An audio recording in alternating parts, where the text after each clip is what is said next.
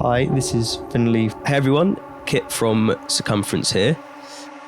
We're going to look at how I shape evolving harmonics, how to use modulators to bring movement into the sound, and how to turn those ideas into atmospheric leads that you can just drop straight into a tune.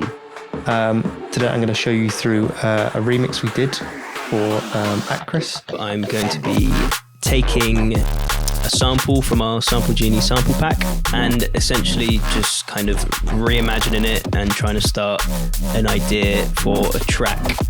I'm going to talk to you a bit about kind of making your own bespoke effects. It's all well and good kind of having plugins that do all these kind of incredible things, but it's quite nice. It's quite a nice feeling when you know you've built something up from the ground, including the effect, and you can kind of also, if you have the kind of framework of the effects in place, you can kind of modify them in interesting ways that you wouldn't necessarily get in a just standalone plugin.